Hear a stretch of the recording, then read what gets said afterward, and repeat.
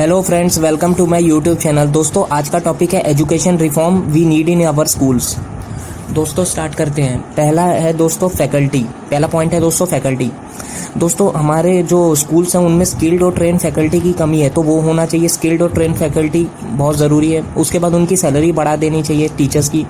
उसके बाद स्टूडेंट्स का काम है टीचर्स को मार्क्स देना। जी बिल्कुल, स्टूडेंट्स को भी चाहिए कि वो टीचर्स को मार्क्स दें उनकी एफिशिएंसी के ऊपर, ना कि हर समय की एक टीचर ही स्टूडेंट को मार्क्स देता रहे। सेकंड पॉइंट है दोस्तों एग्जाम पैटर्न। अपडेटेड सिलेबस होना चाहिए और लिमिटेड सिलेबस होना चाहिए एग्जाम पैटर्न में।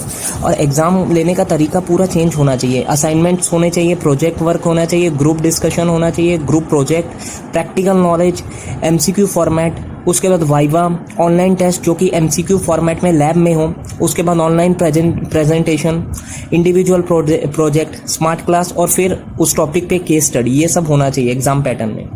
फिर सब्जेक्ट्स, जिन सब्जेक्ट्स को एलिमिनेट करना चाहिए वो है, या फिर उन्हें ऑप्शनल बनाना चाहिए, वो है advance mathematics, world history, world geography, world political science, third language of the state, Sanskrit और कुछ और एक दो सब्जेक्ट्स जो आजकल यूजफुल नहीं है, और उनकी जगह कुछ और नए सब्जेक्ट्स को इंट्रोड्यूस करना चाहिए, जैसे कि जर्मन, स्पेनिश, रशियन, किसी भी एक लैंग्वेज को।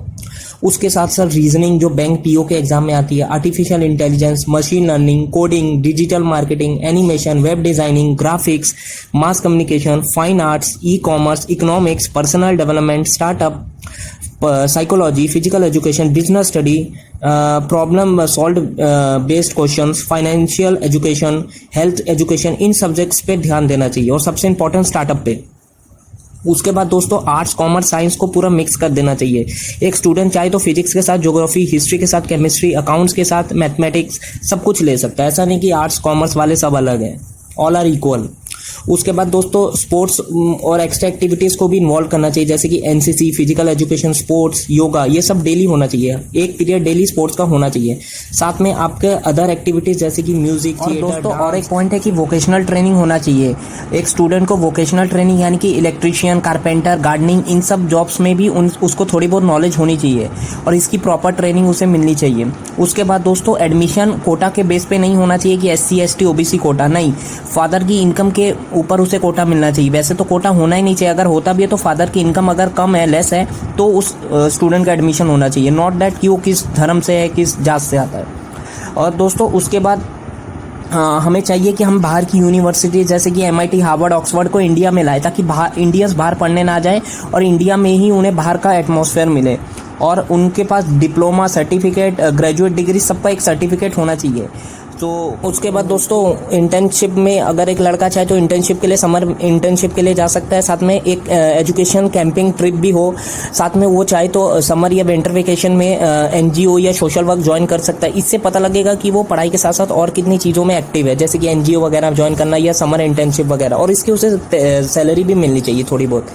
उसके बाद दोस्तों पैटर्न है, जैसे कि मार्क्स पे नहीं, ग्रेड मिलना चाहिए। किसी भी स्टूडेंट को मार्क्स नहीं, ग्रेड मिले, इससे कंपटीशन थोड़ा रिड्यूस होगा। रोट मेथड यानी कि मगअप मेथड को हटा देना चाहिए।